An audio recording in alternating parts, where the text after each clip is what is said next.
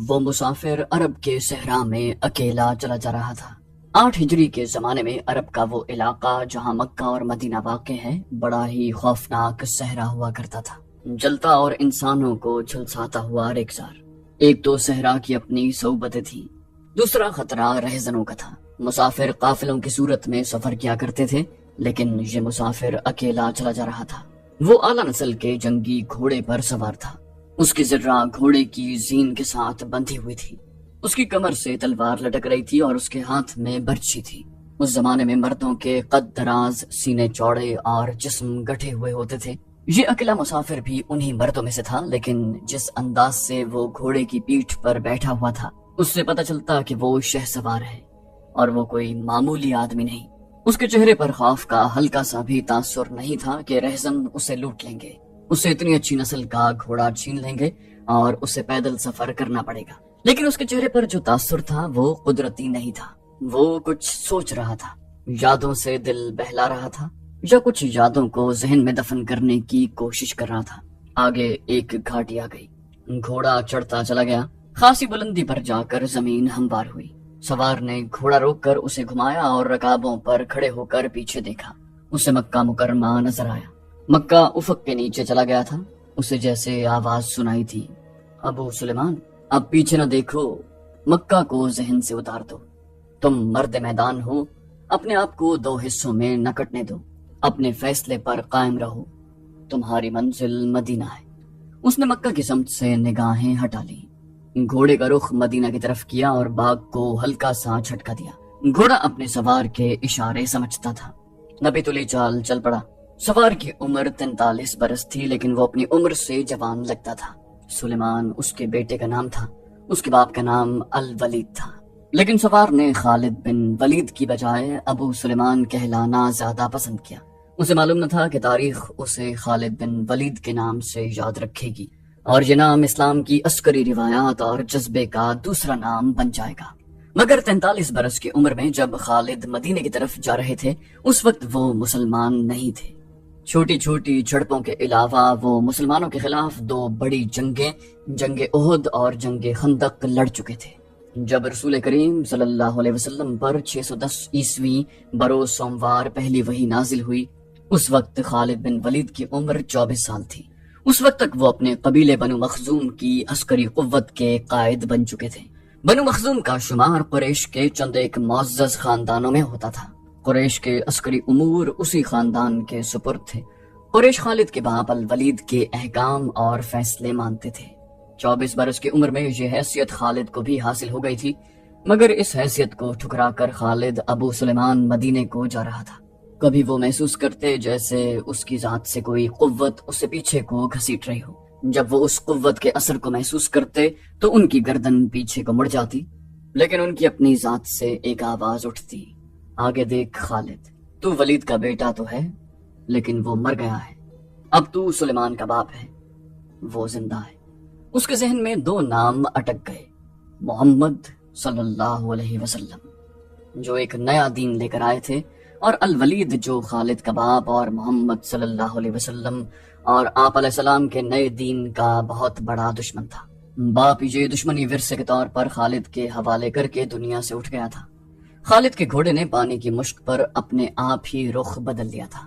خالد نے ادھر دیکھا، اسے گول دائرے میں کھجوروں کے درخت اور صحرا کے جھاڑی نما درخت نظر آئے۔ گھوڑا ادھر ہی جا رہا تھا۔ نخلستان میں داخل ہو کر خالد گھوڑے سے کود گئے۔ امامہ اتار کر وہ پانی کے کنارے 2 زانو ہو گئے۔ پانی چلو بھر بھر کر اپنے سر پر ڈالا اور 2-4 چھینٹے منہ پر پھینکے۔ ان کا گھوڑا پانی پی رہا تھا۔ خالد بن ولید نے اس چشمے سے پانی پیا جو صرف انسانوں کے استعمال کے لیے تھا۔ یہ ایک چھوٹا سا جنگل تھا۔ خالد نے گھوڑے کی زین اتاری اور زین کے ساتھ بندھی ہوئی چھوٹی سی ایک دری کھول کر جھاڑی نما درختوں کے جھنڈ تلے بچھائی اور لیٹ گئے۔ وہ تھک گئے تھے، تھوڑی دیر کے لیے سو جانا چاہتے تھے، مگر ان کے ذہن میں یادوں کا جو قافلہ چل پڑا تھا وہ انہیں سونے نہیں دے رہا تھا۔ انہیں 7 سال پہلے کا ایک دن یاد آیا جب ان کے عزیزوں نے محمد صلی اللہ علیہ وسلم کو قتل کرنے کا منصوبہ بنایا تھا، اور اس منصوبے میں خالد کا باپ الولید پیش تھا۔ وہ ستمبر 622 عیسوی کی ایک رات تھی۔ قریش نے رسول خدا صلی اللہ علیہ وسلم کو سوتے میں قتل کرنے کے لیے ایسے آدمی چنے تھے جو انسان کے روپ میں وحشی اور درندے تھے۔ خالد بن ولید قریش کے سرکردہ خاندان کے جوان تھے۔ اس وقت ان کی عمر 27 سال تھی۔ وہ حضور صلی اللہ علیہ وسلم کے قتل کی سازش میں شریک تھے، لیکن وہ قتل کے لیے جانے والوں کے گروہ میں شامل نہیں تھے۔ انہیں 7 سال پہلے کی وہ رات گزرے ہوئے کل کی طرح یاد تھی۔ وہ اس قتل پر خوش بھی تھے اور ناخوش بھی۔ خوش اس لیے کہ ان کے اپنے قبیلے کے ہی ایک آدمی نے ان کے مذہب کو، جو بت پرستی تھی، باطل کہہ دیا تھا اور اپنے آپ کو خدا کا پیغمبر کہا تھا۔ ایسے دشمن کے قتل پر خوش ہونا فطری بات تھی، اور وہ ناخوش اس لیے تھے کہ وہ اپنے دشمن کو للکار کر آمنے سامنے کی لڑائی لڑنے کے قائل تھے۔ انہوں نے سوئے ہوئے دشمن کو قتل کرنے کی کبھی سوچی بھی نہ تھی۔ بہرحال انہوں نے اس سازش کی مخالفت نہ کی، لیکن قتل کی رات جب قاتل رسول خدا کو مقررہ وقت پر قتل کرنے گئے تو آپ علیہ السلام کا مکان خالی تھا۔ وہاں گھر کا سامان بھی نہیں تھا، نہ آپ علیہ السلام کا گھوڑا تھا، نہ اونٹنی۔ قریش اس امید پر سوئے ہوئے تھے کہ صبح انہیں خوشخبری ملے گی کہ ان کے مذہب کو چھٹلانے اور انہیں اپنے نئے مذہب کی طرف بلانے والا قتل ہو گیا ہے، نعوذ باللہ۔ مگر صبح وہ ایک دوسرے کو مایوسی کے عالم میں دیکھ رہے تھے۔ پھر وہ سرگوشیوں میں ایک دوسرے سے پوچھنے لگے، محمد کہاں گیا؟ رسول خدا صلی اللہ علیہ وسلم قتل کے وقت سے بہت پہلے اپنے قتل کی سازش سے آگاہ ہو کر یثرب کو ہجرت کر گئے تھے۔ صبح تک آپ علیہ السلام بہت دور نکل گئے۔ خالد کے ذہن سے یادیں پھوٹتی چلی آ رہی تھی۔ ذہن پیچھے ہی پیچھے ہٹتے ہٹتے 16 برس دور جا نکلا۔ 613 عیسوی کی ایک شام رسول کریم صلی اللہ علیہ وسلم نے قریش کے چند ایک سرکردہ افراد کو اپنے ہاں کھانے پر مدعو کیا۔ کھانے کے بعد رسول کریم صلی اللہ علیہ وسلم نے اپنے مہمانوں سے کہا، اے بنی عبد المطلب، میں تمہارے سامنے جو تحفہ پیش کرنے لگا ہوں وہ عرب کا کوئی اور شخص پیش نہیں کر سکتا، اس لیے کہ اللہ نے مجھے منتخب کیا ہے۔ مجھے اللہ نے حکم دیا ہے کہ تمہیں ایک ایسے مذہب کی طرف بلاؤں جو تمہاری دنیا کے ساتھ تمہاری عاقبت بھی آسودہ اور مسرور کر دے گا۔ اس طرح رسول خدا صلی اللہ علیہ وسلم نے پہلی وحی کے نزول کے 3 سال بعد اپنے قریبی عزیزوں کو اسلام قبول کرنے کی دعوت دی۔ خالد بن ولید اس محفل میں نہیں تھے، ان کے باپ مدعو تھے۔ اس نے خالد بن ولید کو مذاق اڑانے کے انداز میں بتایا تھا کہ عبد المطلب کے پوتے محمد صلی اللہ علیہ وسلم نے کہا ہے کہ وہ اللہ کا بھیجا ہوا نبی۔ ہم جانتے ہیں کہ عبد المطلب قریش کا ایک سردار تھا۔ الولید نے اپنے بیٹے خالد سے کہا، بے شک محمد کا خاندان اعلیٰ حیثیت رکھتا ہے، لیکن نبوت کا دعویٰ اس خاندان کا کوئی فرد کیوں کرے؟ اللہ کی قسم اور حبل اور عزا کی، میرے خاندان کا رتبہ کسی سے کم نہیں۔ کیا نبوت کا دعویٰ کر کے کوئی ہم سے اونچا ہو سکتا ہے؟ خالد بن ولید نے پوچھا، آپ نے انہیں کیا کہا؟ باپ الولید نے کہا، پہلے تو ہم چپ ہو گئے، پھر ہم ہنس پڑے، لیکن محمد کے چچا زاد بھائی علی نے محمد کی نبوت کو قبول کر لیا۔ خالد بن ولید اپنے باپ کی طنزیہ ہنسی کو بھولے نہیں تھے۔ انہیں 629 عیسوی کے ایک روز مکہ اور مدینہ کے راستے میں ایک نخلستان میں لیٹے ہوئے وہ وقت یاد آ رہا تھا۔ رسول اللہ صلی اللہ علیہ وسلم جن کی نبوت کو قریش کے سردار قبول نہیں کر رہے تھے، اس نبوت کو لوگ قبول کرتے چلے جا رہے تھے، جن میں اکثریت نوجوانوں کی تھی۔ بعض مفلس لوگوں نے بھی اسلام قبول کر لیا۔ اس سے نبی کریم صلی اللہ علیہ وسلم کے حوصلے میں جان آ گئی اور آپ علیہ السلام نے اسلام کی تبلیغ تیز کر دی۔ آپ صلی اللہ علیہ وسلم بت پرستی کے خلاف تھے۔ مسلمان ان 360 بتوں کا مذاق اڑاتے تھے جو کعبہ کے اندر اور باہر رکھے ہوئے تھے۔ طلوع اسلام سے پہلے عرب ایک خدا کو مانتے تھے اور پوجتے ان بتوں کو تھے۔ انہیں وہ دیویاں اور دیوتا کہتے اور انہیں اللہ کے بیٹے اور بیٹیاں مانتے۔ وہ ہر بات میں اللہ کی قسم کھاتے تھے۔ قریش نے دیکھا کہ محمد صلی اللہ علیہ وسلم کے جس دین کا انہوں نے مذاق اڑایا تھا وہ مقبول ہوتا جا رہا ہے، تو انہوں نے آپ علیہ السلام کی تبلیغی سرگرمیوں کے خلاف محاذ بنا لیا اور مسلمانوں کا جینا حرام کر دیا۔ خالد بن ولید کو یاد آ رہا تھا کہ انہوں نے اللہ کے رسول صلی اللہ علیہ وسلم کو گلیوں اور بازاروں میں لوگوں کو اکٹھا کر کے انہیں اسلام قبول کرنے کی دعوت دیتے اور بتاتے دیکھا تھا کہ بت انہیں نہ فائدہ دے سکتے ہیں نہ نقصان۔ عبادت کے لائق صرف اللہ ہے جو وحدہ لا شریک ہے۔ رسول خدا صلی اللہ علیہ وسلم کی مخالفت کے قائد قریش کے 4 سردار تھے۔ ایک تو خالد کا باپ الولید تھا، دوسرا نبی کریم صلی اللہ علیہ وسلم کا اپنا چچا ابو لہب تھا، تیسرا ابو سفیان اور چوتھا ابو الحکم تھا جو خالد بن ولید کا چچا زاد بھائی تھا۔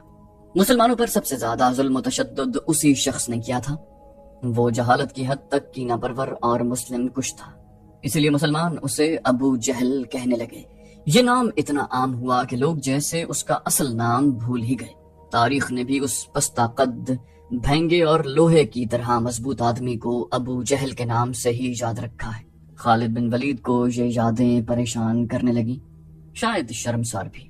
قریش کے لوگوں نے رسول خدا صلی اللہ علیہ وسلم کے گھر میں کئی بار غلاظت پھینکی تھی۔ جہاں کوئی مسلمان اسلام کی تبلیغ کر رہا ہوتا، وہاں قریش کے آدمی جا پہنچتے اور ہلڑ مچاتے۔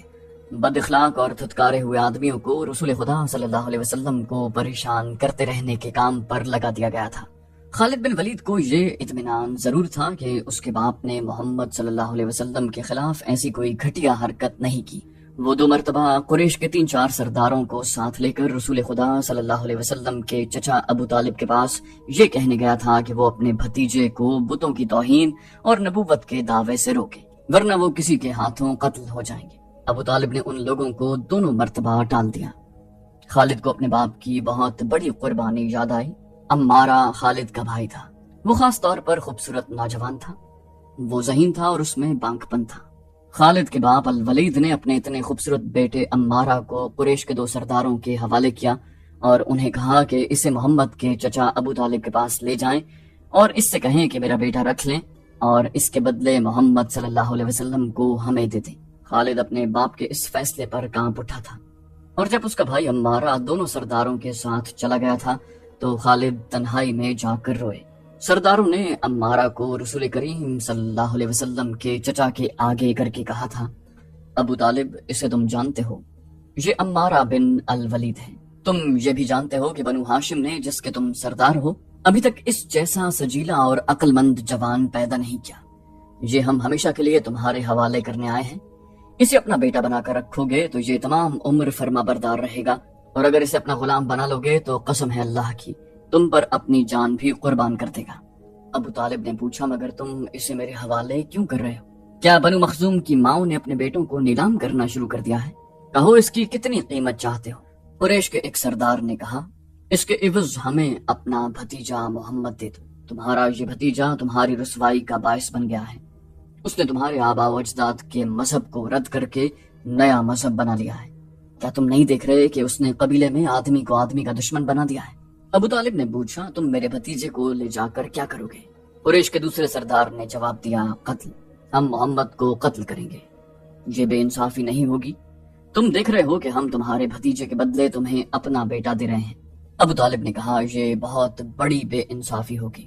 تم میرے بھتیجے کو قتل کرو گے اور میں تمہارے بیٹے کو پالوں گا اور اس پر خرچ کروں گا اور اسے بہت اچھی زندگی دوں گا۔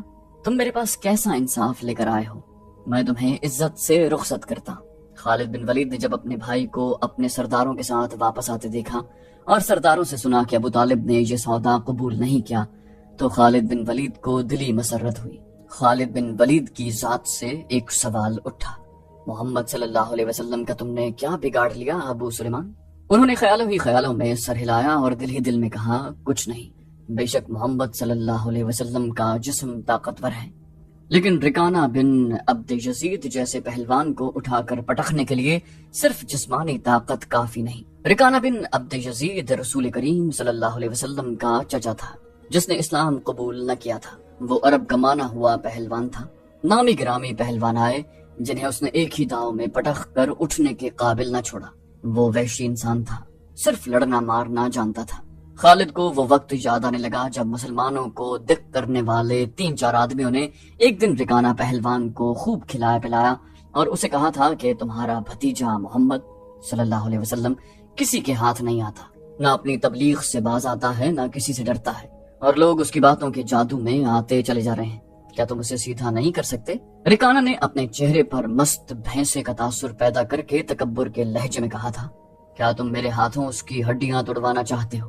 لاؤ اسے میرے مقابلے پہ، لیکن وہ میرا نام سن کر مکہ سے بھاگ جائے گا۔ نہیں، میں اس کے ساتھ لڑنا اپنی توہین سمجھتا ہوں۔ اس نے اکسانے والے آدمیوں کی بات نہ مانی، وہ کسی پہلوان کو اپنے برابر سمجھتا ہی نہ تھا۔ مسلمانوں کے دشمن خاموش ہو گئے، لیکن سوچتے رہے کہ رسول خدا صلی اللہ علیہ وسلم کو رکانہ کے ہاتھوں گرا کر آپ علیہ السلام کا تماشا بنایا جائے۔ مکہ کے یہودی خاص طور پر رسول اکرم صلی اللہ علیہ وسلم کے دشمن تھے، لیکن وہ کھل کر میدان میں نہیں آتے تھے۔ وہ خوش تھے کہ اہل قریش آپس میں بٹ کر ایک دوسرے کے دشمن ہو گئے۔ انہیں پتہ چل گیا کہ قریش کے کچھ آدمیوں نے رکانہ پہلوان کو اکسایا ہے کہ وہ رسول خدا صلی اللہ علیہ وسلم کو کشتی کے لیے للکارے، لیکن وہ نہیں مان رہا تھا۔ ایک روز رکانہ رات کے وقت ایک گلی سے گزر رہا تھا کہ اس کے قریب سے ایک بڑی حسین اور جوان لڑکی گزری۔ چاندنی رات میں لڑکی نے رکانہ کو پہچان لیا اور مسکرائی۔ رکانہ وحشی تھا، وہ رک گیا اور لڑکی کا راستہ روک لیا۔ اس نے پوچھا، کیا تم جانتی ہو کہ عورت مرد کی طرف دیکھ کر مسکراتی ہے تو اس کا مطلب کیا ہوتا ہے؟ کون ہو تم؟ اس جوان لڑکی نے جواب دیا، اس کا مطلب یہ ہوتا ہے کہ عورت اس مرد کو چاہتی ہے۔ میں سبت بنت ارمن ہوں۔ رکانہ نے کہا، او ارمن یہودی کی بیٹی، اور لڑکی کے کندھوں پر ہاتھ رکھ کر اسے اپنے قریب کر کے بولا، کیا میرا جسم تجھے اتنا اچھا لگتا ہے اور کیا میری طاقت؟ سبت نے پیچھے ہٹتے ہوئے کہا، تمہاری طاقت نے مجھے مایوس کر دیا ہے، تم اپنے بھتیجے محمد سے ڈرتے ہو؟ رکانہ نے گرج کر پوچھا، کون کہتا ہے؟ سبت نے کہا، سب کہتے ہیں، پہلے محمد کو گراؤ، میں اپنا جسم تمہیں انعام میں دوں گی۔ رکانہ نے کہا، اللہ کے بیٹوں اور بیٹیوں کی قسم، تیری بات پوری کر کے تیرے سامنے آؤں گا، لیکن تو نے غلط سنا ہے کہ میں محمد سے ڈرتا ہوں۔ بات یہ ہے کہ میں اپنے سے کمزور کے ساتھ لڑنا اپنی توہین سمجھتا ہوں، لیکن تیری بات پوری کروں گا۔ مشہور مورخ ابن ہشام نے لکھا ہے کہ رسول کریم صلی اللہ علیہ وسلم نے خود رکانہ پہلوان کو کشتی کے لیے للکارا تھا، لیکن دوسرے مورخ ابن الاسیر نے جو شہادت پیش کی ہے وہ یہ ہے کہ رکانہ نے محمد صلی اللہ علیہ وسلم کو کشتی کے لیے للکارا اور اس نے کہا تھا، میرے بھائی کے بیٹے، تم بڑے دل اور بڑی جرت والے آدمی ہو، میں یہ بھی جانتا ہوں کہ تم جھوٹ بولنے سے نفرت کرتے ہو، لیکن مرد کی جرت اور صداقت کا پتہ اکھاڑے میں چلتا ہے۔ آؤ میرے مقابلے میں اکھاڑے میں اترو، اگر مجھے گرا لو تو میں تمہیں اللہ کا بھیجا ہوا نبی مان لوں گا، اللہ کی قسم تمہارا مذہب قبول کر لوں گا۔ رسول خدا صلی اللہ علیہ وسلم نے رکانہ کی للکار کے جواب میں کہا، لیکن یہ ایک بھتیجے اور چچا کی کشتی نہیں ہوگی، ایک بت پرست اور سچے دین کے ایک پیغمبر کی لڑائی ہوگی، تو ہار گیا تو اپنا وعدہ نہ بھول جانا۔ مکے میں یہ خبر صحرا کی آندھی کی طرح پھیل گئی کہ رکانہ پہلوان اور محمد صلی اللہ علیہ وسلم کی کشتی ہوگی، اور جو ہار جائے گا وہ جیتنے والے کا مذہب قبول کر لے گا۔ قریش کا بچہ مرد و زن اور یہودی ہجوم کر کے آ گئے۔ مسلمانوں کی تعداد بہت تھوڑی تھی، وہ تلواروں اور برچھیوں سے مسلح ہو کر آئے، کیونکہ انہیں خطرہ محسوس ہو رہا تھا کہ قریش کشتی کو بہانہ بنا کر رسول خدا صلی اللہ علیہ وسلم کو قتل کر دیں گے۔ عرب کا سب سے طاقتور اور وحشی پہلوان رکانہ بن عبد یزید رسول کریم صلی اللہ علیہ وسلم کے مقابلے پر اترا۔ اس نے رسول خدا صلی اللہ علیہ وسلم پر تنزیہ نظر ڈالی اور آپ علیہ السلام پر پھپتی کسی۔ آپ علیہ السلام مکمل خاموشی اور اطمینان سے رکانہ کی آنکھوں میں آنکھیں ڈال کر دیکھتے رہے کہ وہ بے خبری میں کوئی داؤ نہ کھیل جائے۔ رکانہ آپ علیہ السلام کے ارد گرد یوں گھوما جیسے شیر اپنے شکار کے ارد گرد گھوم گیا ہو اور اب اسے کھا جائے گا۔ ہجوم رسول اکرم صلی اللہ علیہ وسلم کا مذاق اڑا رہا تھا۔ مسلمان خاموش تھے، وہ دل ہی دل میں اللہ کو یاد کر رہے تھے۔ انہوں نے اپنی تلواروں کے دستوں پر ہاتھ رکھے ہوئے تھے، پھر نہ جانے کیا ہوا۔ رسول اکرم صلی اللہ علیہ وسلم نے کیا داؤ کھیلا؟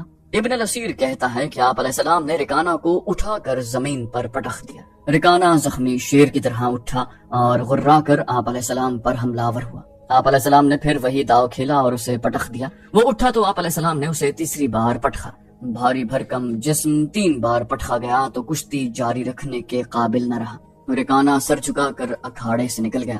ہجوم پر سناٹا طاری ہو گیا اور مسلمان ننگی تلواریں اور برچھیاں ہوا میں لہرا لہرا اور اچھال اچھال کر نعرے لگا رہے تھے۔ رسول اللہ صلی اللہ علیہ وسلم نے للکار کر کہا، چچا رکانہ، اپنا وعدہ پورا کر اور یہی اعلان کر کے آج سے تو مسلمان۔ رکانہ نے قبول اسلام سے صاف انکار کر دیا، بولا یہ طاقت جسمانی نہیں تھی۔ خالد بن ولید نے نخلستان میں لیٹے لیٹے اپنے آپ سے کہا، رکانہ کو یوں 3 بار پٹخنا تو دور کی بات ہے، اسے کوئی پچھاڑ بھی نہ سکا تھا۔ رسول اکرم صلی اللہ علیہ وسلم کا تصور خالد کے ذہن میں نکھر آیا۔ وہ آپ علیہ السلام کو اچھی طرح سے جانتا تھا، لیکن اب وہ محسوس کر رہا تھا جیسے وہ محمد علیہ السلام کوئی اور تھے جنہیں وہ بچپن سے جانتا تھا۔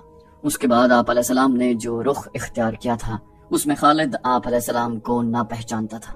نبوت کے دعوے کے بعد خالد بن ولید کی آپ علیہ السلام کے ساتھ بول چال بند ہو گئی تھی۔ وہ آپ علیہ السلام کے ساتھ 2 ہاتھ کرنا چاہتے تھے، لیکن وہ رکانہ کی طرح پہلوان نہیں تھے۔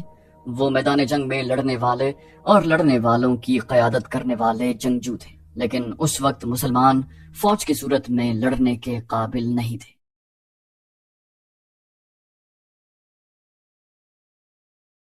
تو دوستو یہ تھی ہماری آج کی ایپیسوڈ۔ امید کرتے ہیں آپ کو ہماری ایپیسوڈ پسند آئی ہوگی۔ جانے سے پہلے اس ویڈیو کو لائک، شیئر اور کامنٹ کرنا مت بھولیے، اور اگر آپ ہمارے چینل پر نئے ہیں تو اسے سبسکرائب کیجیے اور بیل آئیکن پر کلک کیجیے تاکہ آپ کو تمام ویڈیوز فوراً ملتی رہیں۔ اگلے ویڈیو تک کے لیے اپنا خیال رکھیے۔ اللہ حافظ۔